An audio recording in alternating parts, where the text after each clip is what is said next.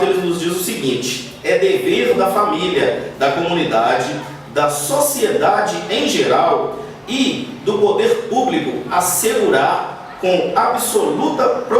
prioridade a efetivação dos direitos referentes à vida, à saúde, à alimentação, à educação, ao esporte, ao lazer, à profissionalização, à cultura, à dignidade, ao respeito, à liberdade e à convivência familiar e comunitária. Portanto, esse artigo ele fala aí das obrigações que o Estado tem com as crianças e com os adolescentes, mas também ele fala que isso aí também, que essas obrigações também são da família e da comunidade. Então não é apenas o Estado, não é apenas o poder público que tem que cuidar aí das nossas crianças e dos nossos adolescentes. Então quando você vê alguns projetos sociais voltados aí para as crianças, que é feito nas comunidades, através dos líderes comunitários, ou então quando você vê esses projetos aí nas escolas, nos finais de semana, para as crianças praticarem esportes, isso tudo faz parte do cumprimento do Estatuto da Criança e do Adolescente. Voltamos aqui ao parágrafo único do artigo 4º da Lei 8.069, que é o Estatuto da Criança e do Adolescente. Ele diz o seguinte: a garantia de prioridade compreende, ou seja, aquela prioridade que a criança e o adolescente têm de acordo com o ECA, está nesse parágrafo único, ou seja, eles têm prioridade aí no caso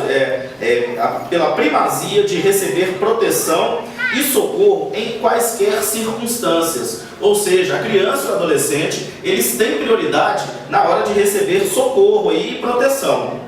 A linha B, ela diz o seguinte: eles têm prioridade, ou seja, precedência de atendimento nos serviços públicos ou de relevância pública, ou seja, a criança e o adolescente nos serviços públicos, eles também têm prioridade de atendimento.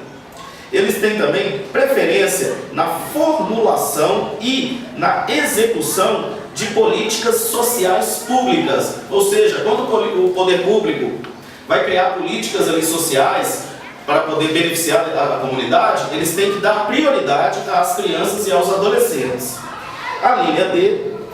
eles têm prioridade, destinação privilegiada de recursos públicos nas áreas relacionadas com a proteção à infância e à juventude. Então vocês têm que depois marcar aí na lei de vocês as prioridades aí que a criança e o adolescente têm. Então ficou bem claro aqui que o legislador ele quis mostrar assim, que a aplicação de recursos, de benfeitorias, prestação de socorro, quando se tratar de criança e adolescente,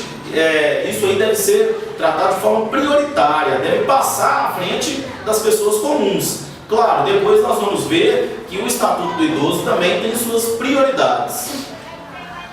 O artigo 5º, ele nos diz o seguinte: nenhuma criança ou adolescente será objeto de qualquer forma de negligência, discriminação, exploração, violência, crueldade e opressão,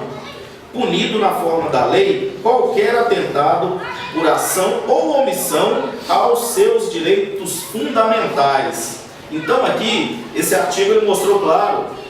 que as crianças, os adolescentes, eles não podem passar por qualquer situação ali que degrade a sua dignidade.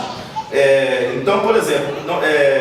eles não podem ser objeto, por exemplo, de negligência, ou seja, aquela situação que o poder público, a comunidade, ou até a mãe, por exemplo, abandona a criança, ela está sendo negligente com aqueles direitos. Ou então, por exemplo, formas de discriminação, por exemplo, a criança chega na escola e aí fala: não, esse menino ele